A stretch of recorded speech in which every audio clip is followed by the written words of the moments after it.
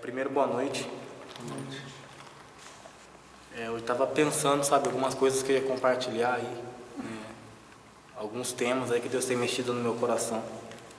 E tinha um que estava um pouco mais engatilhado, digamos assim, sabe, sobre os ensinamentos de Jesus e tal. Eu achei melhor não, achei melhor até por causa da circunstância compartilhar uma outra coisa que Deus já vinha tratando comigo, lá que está lá em Eclesiastes 3.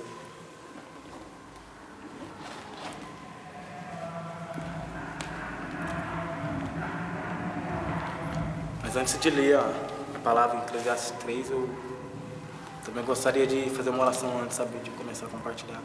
Espírito Santo de Deus, a sua palavra vai ser compartilhada hoje aqui, Senhor, neste lugar. Sabe, que não seja por mim não, mas que seja apesar de mim. Que o Senhor possa usar as minhas vulnerabilidades, as minhas limitações, as minhas dificuldades. Deus, o Senhor tem a medida exata, Senhor, porque eu estou mudando, porque eu estou, Senhor, aplicando esse princípio hoje e não outro que o Senhor tinha tratado comigo. Mas que o coração deles, assim como o meu, Senhor, seja cheio da Tua plenitude e que haja, Senhor, uma verdade, Senhor, emplacada dentro do coração. Mais apenas, Senhor, um entendimento meu, mas um entendimento sobrenatural da Tua palavra, Senhor. Que isso mude e que isso entre, Senhor, no coração de quem vai ouvir, Senhor, agora, quem vai ouvir depois. Que Teu Espírito Santo consiga colocar a medida exata, Senhor, para que haja uma resposta, e uma resposta segundo aquela que o Senhor quer, e não a que o mundo ou que eu quero. Em nome de Jesus, Deus. Amém. Eclesiastes 3, a partir do 1. Eu vou ler na minha versão, a NVI. Eclesiastes 3, 1. Para tudo há uma ocasião certa. Há um tempo certo para cada propósito debaixo do céu. Tempo de nascer e tempo de morrer. Tempo de plantar e tempo de arrancar o que se plantou. Tempo de matar e tempo de curar. Tempo de derrubar e tempo de construir. Tempo de chorar e tempo de rir. Tempo de prantear e tempo de dançar. Tempo de espalhar pedras e tempo de ajuntá-las. Tempo de abraçar e tempo de se conter. Tempo de procurar e tempo de desistir. Tempo de guardar e tempo de jogar fora. Tempo de rasgar e tempo de costurar. Tempo de calar e tempo de falar. Tempo de amar e tempo de odiar. Tempo de lutar e tempo de viver em paz. Sabe, eu acho da hora, você sabe, a aplicação desse texto, porque a Bíblia diz de tempos, né? Então, o Wendel gosta muito da questão de tempo, discernir tempo. E eu olhando para a palavra assim, sabe, até parece que é estranho, porque até o escritor, né, o Eclesiastes, ele meio que coloca quase que no mesmo pé o justo e o injusto nas questões que um sofre, outro sofre também. Os dois morrem, vão para a sepultura do mesmo jeito e tal. E é até um pouco confuso, né, se ler os textos isolados de Eclesiastes. Mas aqui, quando ele fala de tempo, é muito interessante, sabe? É como se existisse uma lei chamada tempo, em que todo mundo, sabe, está debaixo dela, né? Ímpios, não ímpios, todas as pessoas estão debaixo desse tempo. Ele fala, existe um tempo e você vai desfrutar dele querendo ou não. Se você não conseguir entender esse tempo, o máximo que vai acontecer, você vai ficar fora dele, você vai começar a guerrear, você vai começar a lutar contra uma coisa que foi estipulada pelo próprio Deus. E eu achei bem interessante, sabe? Ainda mais a ênfase no versículo 4. Tempo de chorar e tempo de rir. Tempo de prantear e tempo de dançar. Até o irmão Antônio hoje ele pregou, né, no culto, falando do outro lado, né, ele falou de um lado, eu vou falar de outro. Ele falou do tempo de alegria, de trocar vestes e tal, né, de Jesus, sabe, quando ele entra na nossa vida, sabe, ele dá um tempo de sorriso. Verdade, mas aqui em Eclesiastes a palavra também diz que tem tempo de chorar. Diz que tem um tempo de tristeza, um tempo de prantear, um tempo, sabe, onde a gente fica tão triste, mas tão triste, sabe, que a gente tem aquele choro amargo, aquele choro apertado, e esse tempo existe. Só que o que a gente precisa entender é o porquê desse tempo, porque senão a gente começa a caminhar como o mundo, mas não tem então um negócio Azaf, qual que é a diferença? A gente vê os caras do mundo, como o alemão ministrou ontem, né, a visão de Azaf, olhava para as pessoas, né, entre aspas, com carrão, olhava para as pessoas bem pra caramba, com namorada, e ele lá, né, sacerdote, não podia fazer quase que nada. Acho que ele lembrava, nossa, não posso fazer porcaria nenhuma, porque os filhos de Eli transaram lá, né, com as mulheres, estavam na porta do templo e morreram. Agora os caras não, os caras aqui não é sacerdote, os caras fazem o que quiser e fica tudo de boa. E se a gente começar a olhar, sabe, para esse texto assim, dá a impressão que não tem sentido nenhum. E como algumas vezes na ele coloca isso, né, parece que é vaidade e correr atrás do vento. Mas na verdade não. Porque a gente pode aplicar de duas formas Eclesiastes. Pode aplicar numa lei geral e numa lei de Deus para nossas vidas, a questão do tempo. Sabe que Deus ele também trabalha com esse fator tempo na nossa vida, só que a forma que Ele trabalha para os cristãos, existe sim uma vantagem, né? Da pessoa que serve a Deus e da pessoa que não serve a Deus. Mas o que tem que acontecer na gente? Ter um entendimento claro, ter um entendimento profundo, por que Deus faz essas coisas. Lá em 2 Coríntios 7, tratando da questão tristeza e do tempo de chorar mesmo. Eu acho muito da hora essa passagem, né? Lógico que não é da hora, lógico que não é bacana. Seria muito mais fácil, não tirando, não falando mal disso, mas eu acho legal colocar todos os pontos, sabe, da verdade, todos os pontos onde a gente pode caminhar na fé. Porque, sabe, aquela ideia, aquela velha bandeira do Evangelho, vem para Jesus, que seus problemas serão todos resolvidos. Vem para Jesus que vai ficar tudo de boa. Você está sem casa, você vai ter uma casa. Você está sem trabalho, você vai ter um trabalho. Você vai, sabe, tudo que você tinha de ruim, parece que você vem para Jesus, entrega na mão dele, Ele resolve, sabe, e vira tudo mil maravilhas. Pois é, sabe, esse mesmo Evangelho que tem chegado fácil para as pessoas, que elas têm abraçado, tem incentivado elas a ser um terreno pedregoso. Por quê? Porque elas recebem com alegria, elas recebem com prazer esse Evangelho, mas não é verdade. E aí quando chega uma angústia, quando chega uma tribulação por causa da palavra, eu falo, caramba, mano, cadê aquele plano que Deus tinha na minha vida? Cadê aquela coisa mó da hora que o Senhor tinha prometido? Parece que não existe. E sabe, nesse momento, quando não tem ensino, o diabo aproveita para tirar essa palavra com um argumento. Está vendo? Deus não te ama. Está vendo? Aquilo que pregaram para você não é bem verdade. Deus falou que você trocasse as roupas, sabe, de felicidade, de roupas, aliás, de tristeza em felicidade, e parece que não tem essa alegria completa. Mas lá em Eclesiastes já estava dizendo que tem um tempo. Eu não vou dizer quanto, a Bíblia diz um tempo. Sabe, eu até queria chegar aqui, né, quando eu olhei para a palavra, eu tentei forçar alguma coisa para falar, tá bom Deus, tá, eu sei que é um tempo, mas quando? E sabe, eu comecei a ler do começo ao fim, tempo de chorar, tempo de sorrir, tempo, tá bom Espírito Santo, mas qual que é o tempo, Espírito Santo? Não tem tempo, não tem mais exatidão, 2 dias, não tem, 3 dias, não tem, 2 meses, não tem, é um tempo difícil, é um tempo de choro. Ah, mas será que o tempo de alegria é maior que o tempo de tristeza? Não sei, porque a Bíblia diz tempo. Então não tem como a gente datar. Pode ser que a gente passe por um deserto e fique, sei lá, 3, 4 anos no deserto, e no tempo de bonança 7 anos, ou vice-versa. Mas os 2 tempos existem, a gente é querendo ou não. Mas Deus ele tem uma finalidade com tudo isso. Deus não é um Deus tirano, né, como aquele Deus da Globo que quer arrebentar todo mundo, quer colocar tristeza, sabe, para humilhar, para torturar, de forma alguma. Ele tem um propósito com essa tristeza, com esse tempo de tristeza em nossas vidas. Aí em 2 Coríntios 7, 10, a Bíblia diz assim, ó, a tristeza segundo Deus não produz remorso, mas sim um arrependimento que leva à salvação. E a tristeza segundo o mundo produz morte. A tristeza segundo Deus não produz remorso, mas sim um arrependimento que leva à salvação. A tristeza segundo o mundo produz morte. Sabe, se a gente começar a olhar assim, né, voltar para aquele texto lá de Eclesiastes, a gente consegue perceber a tristeza provocada pelo próprio Deus, que não produz remorso, mas sim ela produz um arrependimento que leva à salvação, que leva à vida eterna. Mas a tristeza para as pessoas do mundo produz morte. Tem um surto muito grande, não sei se eu posso dizer de surto, né, uma endemia, não sei, mas relacionado muito com a depressão, né? Até o Antônio ministrou todas as questões de traumas sucessivos que levam a pessoa à depressão e tudo mais. Mas eu posso entender, sabe, que a tristeza meramente mundana, a tristeza provocada pelas coisas da terra, leva por esse lado. Eu não sou louco aqui de cometer uma heresia, de falar, toda tristeza é provocada pelo diabo e tal. Eu não posso fazer isso, porque tem uma tristeza do mundo. Tem uma tristeza trivial, uma tristeza do seu dia a dia, as coisas que você vai fazendo, vai produzindo tristeza por causa de pressão, por causa de namorada que larga. Tem sim essas tristezas do dia a dia. E essa tristeza meramente mundana, que as pessoas que não têm Jesus também passam por ela, leva para a morte. Mas a tristeza, segundo Deus, não. Ela produz um arrependimento que leva à vida. E sabe, eu me questionando um pouco, olhando e falando, nossa Senhor, mas se esse tempo vale para todo mundo, então qual que seria a nossa diferença? Sabe, por um momento aí, se eu posso dizer um flash, tentando pensar, tentando entender como Deus entende, eu percebo como sendo uma sinalização.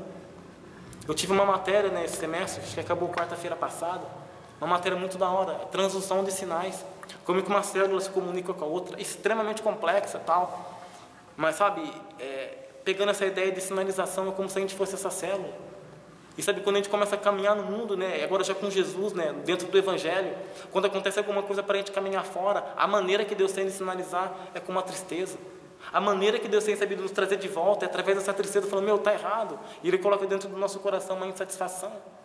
Mas essa insatisfação não é para matar a gente, sabe? Para pesar, para ser como o mundo. Ah, então já era, eu vou abandonar tudo. Não.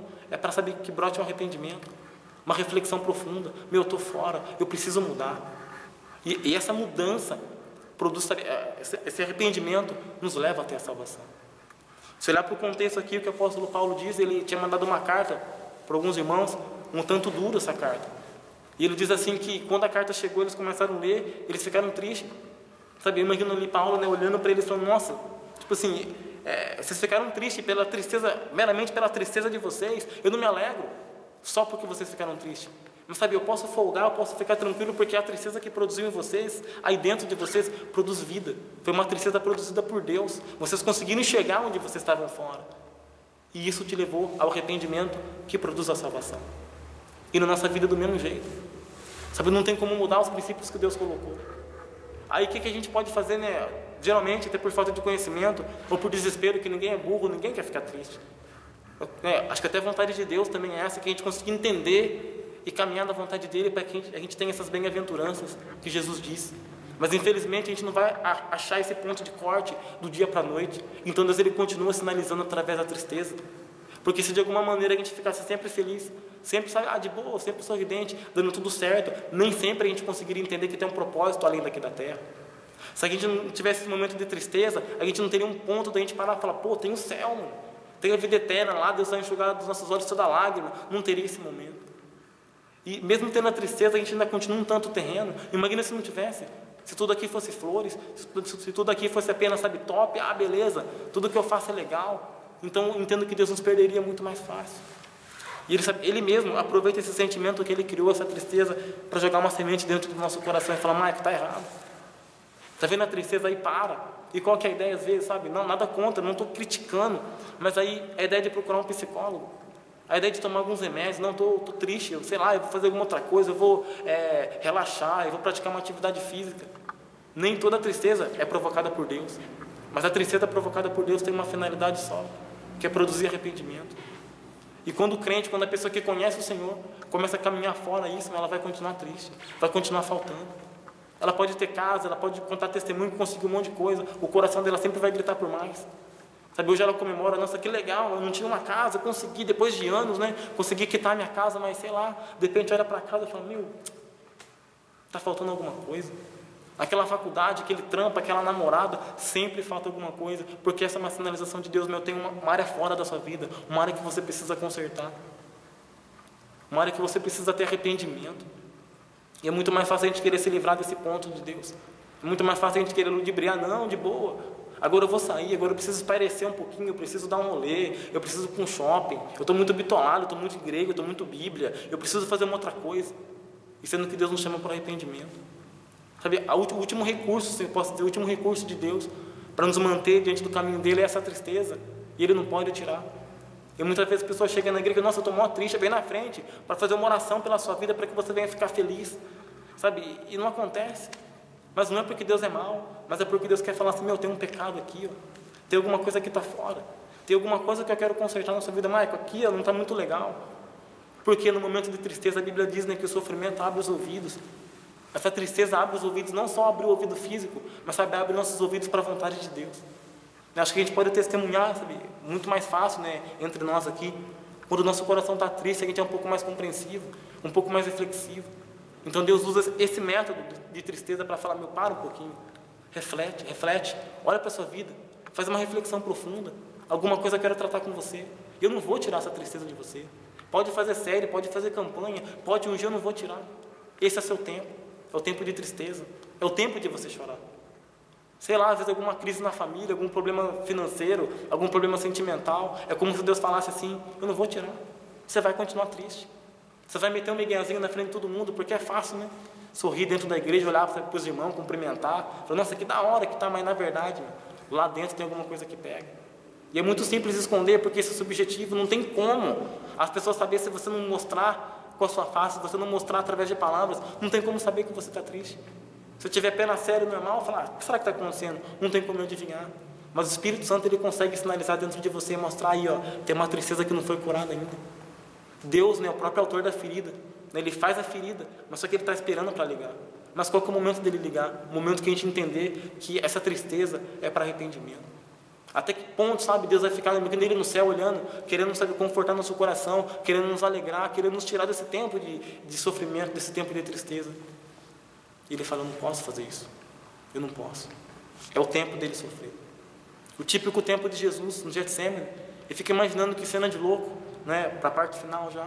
Mas ele na palavra fica imaginando que cena de louco Jesus ali, no Getsemane, um cara sempre para frente pregando o evangelho, curando pessoas e tal. Aí de repente ele chama 3 discípulos. Imagina que susto os caras devem ter tomado. Fala, a minha alma, Jesus falando para os 3 ali, né? A minha alma está profundamente triste, uma tristeza mortal. Acho que é RC que fala, né? Triste até a morte. Sabe, trocando em miúdos assim, eu estou tão triste, mas estou tão triste que se passar desse ponto, acho que eu vou morrer de tristeza. Imagina os caras olhando assim, como assim, né? Até pensando, né? Não era sobre você que estava hora da alegria e tal, mais do que teus companheiros. O senhor era super alegre, dava risada, tocava os meninos, e agora o senhor está triste até a morte. O tempo de Jesus também foi um tempo de tristeza. Ele também teve um tempo de choro. Ele também teve um tempo de angústia no Getsemane. É claro que o objetivo de Deus ali é que os nossos pecados caíssem sobre Ele. Nossas dores fossem sobre Ele ali naquele momento. E Ele sendo contado como um dos transgressores, Ele sofreu a pena. Eu posso até dizer que Ele sofreu, sabe, um juízo de inferno ali, sabe, de ficar separado da presença de Deus ao ponto dele clamar, Pai meu, por que me desamparaste? Mas Ele também sabe o que é isso. Essa tristeza profunda, sabe, o momento dele ficar separado de Deus totalmente, por causa do pecado da raça. Mas Ele segurou até o final, Ele foi até o final por causa da gente. E Hebreus diz que a gente não tem um sumo sacerdote, né, a figura do antigo, que só olha assim, sabe, fala, não, eu até imagino o que é o pecado, mas Ele também era pecador. Tanto que Ele oferecia sacrifício num ano, chegava no outro ano, Ele tinha que oferecer de novo, porque Ele era limitado, agora Jesus não. Além dele, sabe, sofrer todos os tempos, tempo de plantar, tempo de colher, tempo de sorrir, tempo de chorar. Ele foi o cara, Ele passou tudo ileso. E agora, diante de Deus, Ele sabe o que a gente sofre também, Ele pode, sabe, se compadecer da gente, porque Ele passou por tudo.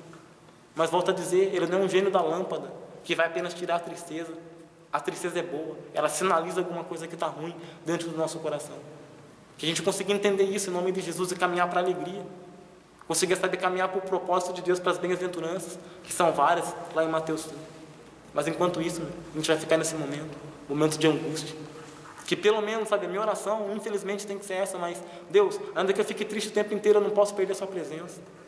Eu não posso perder, sabe, a tua essência dentro de mim. Porque o dia que a tristeza causar escândalo, o meu coração é um terreno pedregoso. Eu estou fadado a cair também. Quanta gente não chegou até aqui, né? Quando está tudo bem, sabe, a vida tudo certinha, quando está orando parece que está tudo certo, lê a Bíblia, Deus está tratando, Deus está falando, tem um monte de gente, né? Quando, sabe, a moda gospel, o evangelho, né, está chegando perto das pessoas, nossa, que da hora que tá, a banda está da hora, tudo está da hora, beleza, a pessoa está ali, está servindo a Deus, mas na hora que começa a pegar, na hora que Deus começa a falar, eu quero algo mais de você, sai do meio dessa multidão, se entrega um pouquinho mais, ora um pouquinho mais, jejum um pouquinho mais, ah, Senhor, está tão da hora, começa a vir as tristezas, começa a vir as lutas. E Deus falando, para um pouquinho, eu não quero, saber muito ativismo de você, eu quero você perto de mim. E quando há essa rejeição, sabe, quando há, sabe, de alguma maneira, sabe, essa mão no peito de Jesus falando, não quero, a tristeza continua. E Ele não pode tirar. Eu imagino Ele louco do céu olhando e falando, meu, como que eu queria tocar o Maicon? Para mim, sabe, na minha mentalidade, eu queria que o Maicon fosse a pessoa mais feliz do mundo, mas se eu deixar ele, sabe, ganhando tudo, o que ele quiser, ele vai se desviar. Mais ou menos o modelo de Salomão, né, que ele acaba tendo tudo o que ele queria, né, meu? E a Bíblia diz que ele não privou o coração de alegria. Imagina ele rico pra caramba, tudo que ele sonhava, né, meu? Mulher, cavalo, ouro, o cara teve tudo. Mas depois ele fala que foi aflição de espírito, que proveito nenhum havia debaixo do sol. A Bíblia diz que ele chegou a adorar alguns deuses, sabe, das mulheres ali, das mulheres pagãs, porque ele queria tanto ter as coisas terrenas, mas chegou uma hora que ele viu que não virava nada. E ele acabou ficando triste. Ele acabou sendo uma incógnita. E agora, será que ele se consertou ou não? Não dá nem para falar. Mas uma coisa dá para falar: as riquezas dessa terra não vai satisfazer a gente. Sabe, as coisas do mundo, que a gente tanto sonha, que a gente tanto quer, sem a presença de Deus, só vai trazer a tristeza, segundo Deus. A gente vai começar a jogar como inimigo. Deus falando, volta. Porque pelo menos a gente triste, a gente é verdadeiro. Pelo menos quando tem uma angústia, você não vai falar mais nada na presença de Deus. Você vai falar, Deus, eu estou mal, estou triste, vai começar a chorar, e aquele choro é um choro verdadeiro. Pelo menos nesse ponto, sabe, Deus pode tratar, tocar o nosso coração. Que Deus tenha misericórdia, que a gente consiga viver um tempo de alegria. Não estou dizendo um tempo de plenitude é só o céu, porque o próprio Jesus também prometeu, no mundo tereis aflições. E aflição também, essa angústia, também é um tempo de chorar, também é um tempo de dor, né? Hoje, né, falando de tristeza no Evangelho, dá até um choque, né, meu? Ô, louco, então eu vou ser crente, eu vou ter tristeza, eu vou ter problema, então eu nem quero. Porque o que é vendido lá fora, sabe, sempre o sorriso. As pessoas contando testemunho, dando risada, é claro que Deus também faz isso, mas tem um outro lado que não pode ser ocultado. Não existe meia verdade, o Evangelho é a totalidade da verdade. Então a aflição existe. E o que a gente vai fazer? Vai começar a dar escândalo, né? Como aquela terra, né? Entre os pedregais, que vai dizer, assim, você não vai dar aquela casa, aquela namorada para mim, você não vai dar aquele emprego para mim, então não quero que se dane, eu não vou mais te buscar, não. Será que a gente vai reagir assim? Ou será que a gente vai entender, não, Senhor, de fato, né? Existe uma aflição aqui, prometida pela Tua palavra, mas eu quero ficar diante dos Teus pés, Senhor. Sabe, tipo uma pegada de Jó, ainda que Ele me mate, sabe, eu quero entregar meu coração, não quero saber. Eu quero seguir o Senhor, sabe, independente do que vai acontecer, eu não quero voltar atrás, porque eu sei que o meu Redentor vive. Sabe, nesses momentos de aflição é muito da hora, porque a gente vê as pessoas conseguindo enxergar, ter uma revelação de quem Jesus é. Né? A gente vê Abraão subir no monte ali, enxergando a figura do Cordeiro, no momento de aflição. A gente vê, sabe, os meninos ali sendo jogados na fornalha de fogo. A gente vê o quarto homem. A gente vê o anjo do Senhor livrando Daniel, todo momento de aflição. Então que a gente, pelo menos nesse ponto aí, mesmo que não seja a vontade expressa de Deus fazer o homem sofrer, que pelo menos nesse momento a gente consiga ter a revelação de quem Jesus é, consiga tirar um proveito. Ainda que, sabe, não vai parar a aflição por completo, mas que a gente consiga entender o propósito, que a gente consiga discernir porquê daquele tempo. Porque à medida que a gente vai aprendendo, discernir cada tempo, passando de fase, a gente vai sofrendo menos. À medida que a gente, sabe, consegue entender, consegue colocar dentro do nosso coração, cada entendimento da palavra, consegue aplicar, fala, Senhor, eu entendi. Então, por causa disso, Senhor, que eu estou triste. É porque eu estou vivendo uma vida de pecado, é porque isso aqui está fora e começa a consertar. Imagina o sorriso de Deus, a reciprocidade de Deus, nos levando a um outro estágio. Mas, nosso coração sendo falho, sempre vai ter alguma aflição, mas que seja menor então. Para que a gente consiga responder tanto para Deus, que o nosso tempo comece a ser encurtado nesse tempo de tristeza e comece a aumentar um tempo de alegria, um tempo de sorriso. A palavra de Deus diz também lá em Romanos 14, 17, porque o reino de Deus não é comida nem bebida. Sabe, não é essa farra como é colocada, de boa, tá, mó da hora, né? Essas músicas que é tocada no templo agitado, eu sei que Deus move sim nesse meio, mas o reino de Deus não é só festa, mas é justiça, paz e alegria no Espírito Santo. Eu acho muito louco, sabe, quando o apóstolo Paulo diz isso, alegria no Espírito Santo. Ele podia dizer alegria nas circunstâncias, alegria nas aflições. Ele fala, não vai ser alegria nas aflições. A aflição é um momento de choro, mas vai ser alegria no Espírito Santo. É como se ele sinalizasse da seguinte forma, quando você estiver triste, vai buscar Deus. Meu. A responsabilidade de te fazer feliz não é sua. Não é você saindo atrás de uma namorada, atrás de um trampo, que você vai ficar feliz. Não é sua responsabilidade. É do Espírito Santo, é no Espírito Santo. Sabe, de uma maneira bem simples, é que a gente consiga entender isso. Meu. O maior motivo de escândalo, na minha opinião, sabe, no reino, no Evangelho, é exatamente esse momento de tristeza. Eu, particularmente, sabe, na minha caminhada na fé, eu nunca vi, eu não me lembro de alguém, sabe, xingando, alguém brigando, sabe, abandonando a igreja e pensando assim, caramba, eu estou prosperando. Nossa, que da hora, nossa, estou num momento muito da hora, sabe, sendo cheio do Espírito Santo, profetizando, eu vou abandonar tudo, eu nunca vi.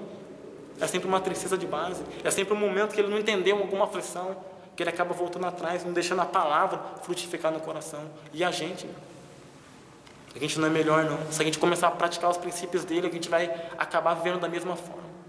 Que o Espírito Santo traga temor, sabe? Eu posso dizer que de alguma forma eu tenho vivido um tempo assim também, um tempo de choro, um tempo de angústia. Esse tempo que eu não sei quanto tempo dura, exatamente, sabe, em meses, em dias, em anos, mas eu não quero saber de tempo. Eu quero saber ter esse entendimento no meu coração, Deus, ainda que seja um tempo de dor, ainda que seja um tempo mal complicado, mas eu quero ficar aos teus pés. Assim como as pessoas fazendo no passado, eu não abro mão, eu não quero saber. Isso é o maior tesouro que eu tenho, né, como o Lemão compartilhou. O maior tesouro que eu tenho é o Senhor, eu quero abrir mão de tudo, Senhor. Ainda que eu ficar sem nada, só chorando e gritando, mas eu quero estar aos teus pés. Porque aí sim vem aquela promessa final de Apocalipse, que fala que a primeira hora já passou, né? Que não vai ter mais choro, dor, não vai ter mais depressão lá, não vai ter mais esses problemas, mas aí diz de céu, né? Que a gente consiga caminhar, sabe, com esse vislumbre da eternidade. O próprio Eclesiastes 3 diz que Deus colocou no coração do homem essa ideia da eternidade, esse anseio pela eternidade, sabe, esse anseio por essa busca a Deus que vai suprir isso que falta dentro do nosso coração. Todos os dias, que tiver essa aflição, pelo menos eu posso dizer isso como sendo prova viva. Todos os dias de aflição aos pés de Jesus a gente passa assim, sabe, por essa responsabilidade do Espírito Santo de tratar dentro do nosso coração. Ninguém cai por causa disso. Ninguém cai aos pés do Senhor. Quando a gente começa a buscar o Senhor, Ele começa a encher nosso coração, começa a mostrar, sabe, algo, meu, aqui está fora, começa a vir com aquele amor, com aquele consolo. É esse gás que a gente precisa para o dia a dia. Talvez o seu momento, né, meu, como a Bíblia diz que tem tempo de alegria. Talvez o seu momento é um tempo de alegria, curte, a Bíblia diz, meu, curte mesmo. Sabe, no momento da alegria, sabe, desfruta do bem, vai, goza do bem mesmo. Adora a Deus, sabe, nossa, canta, faz de tudo, mas existe esse outro momento também. Por que eu foco nesse momento? Porque ninguém cai pelo momento de alegria, mas cai pelo momento de tristeza. E quando chegar o momento de tristeza, que eu e você, que a gente saiba discernir e falar, Senhor, eis-me aqui, Senhor. Eu vim nu do ventre da minha mãe, eu vou voltar nu, eu quero louvar o seu nome, eu quero chorar aos seus pés, eu não quero saber, mas eu quero aproveitar ao máximo. E manter pelo menos aqui de joelhos, nem que for para ficar chorando diante dos teus pés, mas aqui que eu quero ficar, Senhor, daqui eu não abro mão. Que Deus dê graça para a gente, sabe, conseguir, de uma maneira bem simples mesmo, mas ficar aos pés dele, chorando, gemendo, nesse tempo. Ainda sabe que com esperança de que esse tempo vai acabar na volta de Jesus, mas tem um fim. Por mais que a Bíblia diz, né, tempo de chorar, tempo de sorrir, tudo. Por mais que ela deixe um tempo, ela não fala de dias, de meses, de anos, ela não fala o tanto de tempo que dura, mas ela coloca um limite. E esse limite, Apocalipse 21:4, que naquele tempo vai acabar tudo isso. Porque a primeira ordem já passou, essa ordem do Antigo Testamento, essa ordem de Jesus, nesse tempo, passou. E lá com Jesus é outro tempo, um tempo de eternidade. Que a gente pelo menos consiga olhar para isso. Né? Essas aflições agora, do tempo presente, não dá para comparar com a glória que nós há de ser manifesta. Sabe, que não vence só um conhecimento, um texto decorado, mas uma verdade vivida. Né? Porque essa é uma área extremamente explorada pelo diabo. Que a gente consiga vencer e passar por cima de tudo isso. Entendendo que, sabe, que o nosso alvo é Cristo. Senão a gente para como todos os outros que pararam aí no momento da prova. De uma maneira bem simples aí, na minha gagueira, na minha limitação aí. Mas é isso que Deus tem tratado comigo, sabe? Eu quero chegar nesse ponto de falar, Deus, abro mão de tudo. Meu. Abro mão de tudo. Abro mão até da minha alegria para ficar diante da Tua presença. Se for preciso, claro que eu não quero ficar triste. Mas se for preciso, Senhor, eu quero pegar minha alegria e falar, toma, moe a minha alegria, transforma ela em tristeza. Para que pelo menos eu sinta as minhas misérias. Eu consiga me lamentar e chorar. Porque senão, Senhor, eu acabo não tendo nem arrependimento. E se eu não tiver arrependimento, não tem como ter salvação também. E aí é muito pior. Que Deus tenha misericórdia, sabe, de conseguir tratar em cada coração aí, dentro das particularidades, dentro dos tempos, dentro do entendimento de cada um, aquilo que Ele quer. Mas eu só lembro, o reino de Deus não é sempre alegria, não. Tem tristeza. Tem esse momento de sinalização. E mesmo esse momento de sinalização de tristeza é um momento de amor. Porque se Deus não deixasse esse momento de tristeza, todo mundo se perderia. Ninguém teria consciência de mais nada. Está dando tudo certo, então eu vou que vou. Entraria, sabe, na casa da festa e esqueceria a casa do luto, a casa da reflexão. Então é isso, sabe, que eu queria deixar essa noite aí.